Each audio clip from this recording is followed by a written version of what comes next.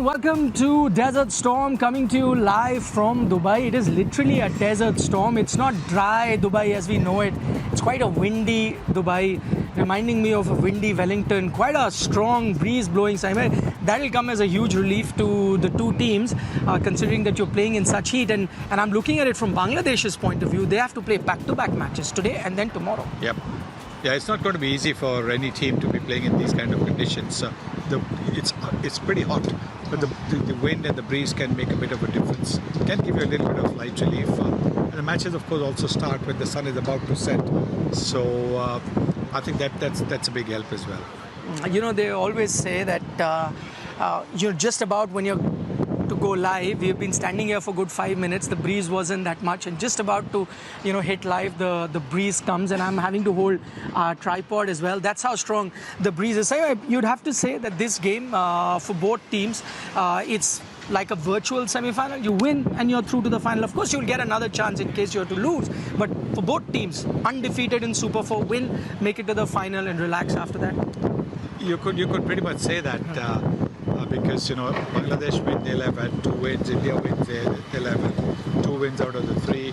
So that gives them a very good opportunity. Both teams will be looking to be in a situation where they are in a good position. If India win, they'll want to win by a big margin as well. And if Bangladesh also will know that if they have to qualify, they have to win by a big margin. Okay, still about an hour and a half to go for that game to start. I must tell you that just now as we're talking, the Indian team has just come in. It's parked itself. It's heading to the stadium, which is right in front of us, where we're coming to you live from. But let's take a look at how the two teams are gearing up. What is the likely 11 that they might be going in with for this particular encounter? And what is it the two teams had to say ahead of India versus Bangladesh, their second game in Super 4 here at the Asia Cup? Okay, bringing you Desert Storm live from Dubai alongside me, Sunil Gavaskar. That one statement that Suryakumar Yadav made the other day versus Pakistan, saying it's no rivalry, look at our record. That's really making headlines. But I was then looking ahead of this game, as I always do, looking at the record between India and Bangladesh. Overall T20I record 16-1. I mean, if you are looking at no rivalry, if we were to take facts into place and look at the overall record, this also then actually doesn't count for much of a rivalry. Yeah, in the sense, I think Bangladesh have in recent time been playing very good cricket. But, I think you see that they're not, they had a very good win against Sri Lanka the other day, no question about it. And they're a very promising team. But India, this is a T20 format, like I keep saying, an over or two can make a big difference to everything. So India cannot afford to take it lightly. India, the other day, also against Pakistan, I think should have won with an even bigger margin. Mustn't allow open the door at all. Win by like champion margins. That's what you want to do. You're the world champions, not by 3 wickets, 4 wickets. Let it, if you can, just 1 wicket down, win it. But don't open the door even a little bit, fraction for anybody, whether it is Pakistan or Bangladesh. You're saying don't open the door because in T20 format, anything can happen. That brings me to the next question. Should India be looking at any sort of changes or anything? I'm going to talk about specifics. Let's talk about Jasprit Bumrah. We've seen that he gets rested on and off. India's won their first game. Could this be a game to rest him? Maybe play him and ensure that you win this game and then give him a break for the next game, which is on the Friday, and so he gets 3 days, Thursday, Friday, and Saturday off before the final on Sunday. That is what would be a good idea. What do you make of India's combination then going forward? We've seen the other teams. I was looking at Bangladesh. I looked at Sri Lanka as well as Pakistan. Everyone's going in with 3 fast bowlers, 2 spinners. India, the only team in this tournament playing 3 spinners. Now, my point here in the Pakistan game, we saw that your spinners are under bowled. Akshar only bowls 1 over. Whereas in the death, you really are looking for a fast bowler because Bumrah on most occasions is bowling 3 overs in the power play. Do you think there is something that can be looked at? That is, I think, something that they'll have to look at. So, you get Bumrah at least 2 overs towards the death overs, the 18th and the 20th or the 17th and the 19th, depending on whether you're batting first or defending. I think that is what you need to do because otherwise, the last few overs are turning out to be expensive. But then those are generally expensive because batters are just throwing the bat at everything. You connect inside edge, outside edge, whatever it is. the changes that India can look to make. I would like to know from you, how do you think the pitches are going to change or have already changed from, let's say, the first match that India played here in Dubai and to now? Not really. You can't really change in the space of a week or 10 days. All that can happen is if there's a little bit of a gap between matches, there can be a little more rolling, a little more watering. So the pitch gets a little harder, a little firmer. The ball will come onto the bat a little bit more easily. So that's the only thing that can happen. But I don't think it can, or you do not water it at all. And do not roll it at all, then it becomes a crumbling surface, and you can have somebody getting a lot more turns. So those are the things that can happen. But you can see that they are looking after the pitch, so the pitches are pretty good to bat on. But the ball's not quite coming onto the bat like we have seen, say, during the Champions Trophy. That could have been because the matches were played in February, March. Right. Maybe now because of the heat over here, it's not been possible to get that kind of pace and bounce from the surface.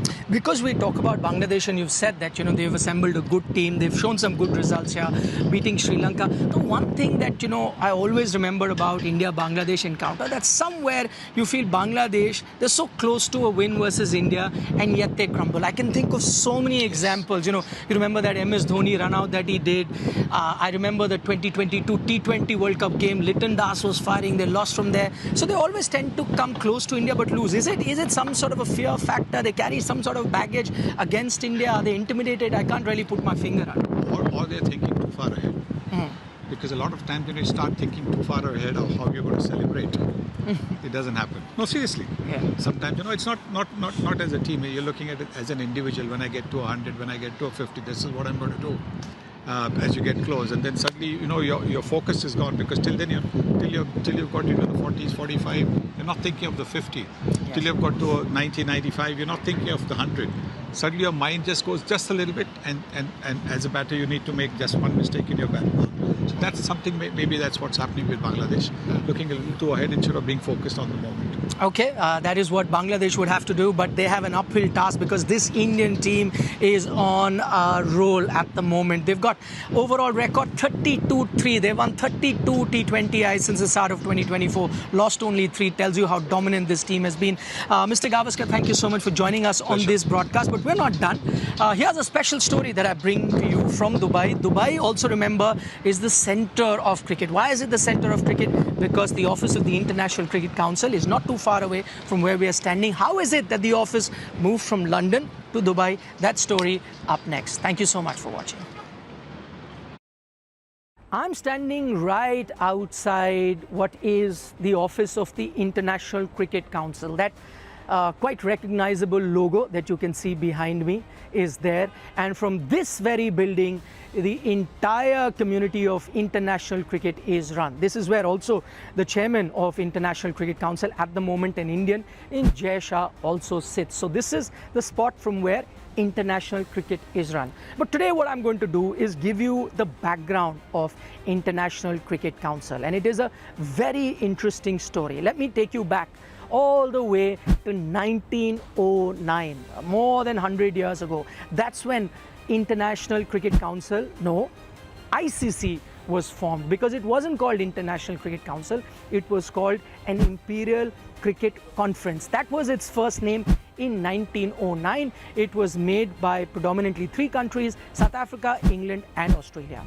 By 1965, and that's a big, almost 6 decades later, the name changed from Imperial Cricket Conference to International Cricket Conference. Slight change, still not the Cricket Council that we know as it is, because more and more countries started joining the international community of cricket, and so from Imperial the word changed to International. Then you go all the way to 1987, and that's where you get the present name International Cricket Council. So that was coined in 1987. So for more than 100 years this office continued to be there in London, but in 2005 it moved to Dubai, the International Cricket Council office. And that's also a very interesting story, and India played an important role in that happening. In fact, one Indian who played a very important role in moving that office from there to here, his name was Jagmohan Dalmia. Now,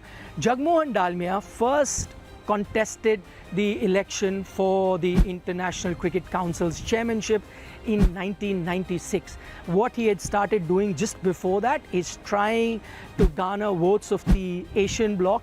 He knew that if an Indian had to be the head of the International Cricket Council, he needed a lot of votes. And for that, he knew that England and Australia and so on and so forth, those countries are always going to oppose India's chairmanship. They never wanted India to be at the helm of the international body of cricket. So what did he start doing? He started getting close and getting boards in Asia like Pakistan, like Sri Lanka, closer to India, so that when the voting happens, he can get those many votes. And he also then got South Africa, which had been banned for apartheid, played a stellar role in them coming back into international cricket. The first ever international match they played, 1990, happened in Kolkata. Jagmohan Dalmia was in the center of it. All he was doing was trying to build those votes that he needed to be the ICC chairman.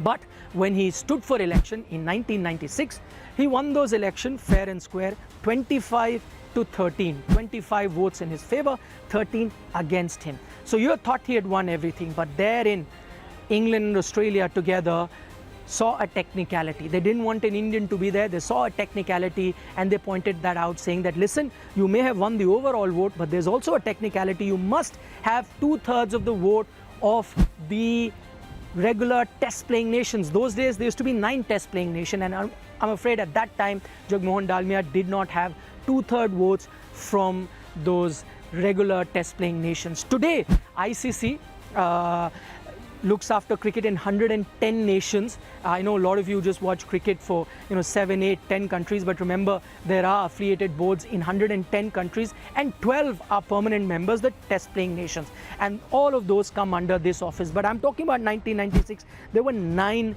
regular test playing nations, 2/3 majority Jagmohan Dalmia could not garner. Then he didn't give up. Next year again, he stood for election, and this time he ensured that he had the enough votes overall as well as within the 9 test playing nations, and he became the first ever Indian to become the chairman of the ICC. When he left the ICC, he left them richer by a huge margin. Now sample this. When Jagmohan Dalmia took over the ICC presidentship, the bank balance of ICC read 16,000 pounds. That's all that there was in the coffers of the ICC, 16,000 pounds. When Jagmohan Dalmia left the ICC bank balance was 17 million pounds. That's how much ICC or international cricket in that sense benefited from the leadership of Jagmohan Dalmia. So that's the interesting background, that's the interesting story of how International Cricket Council came about.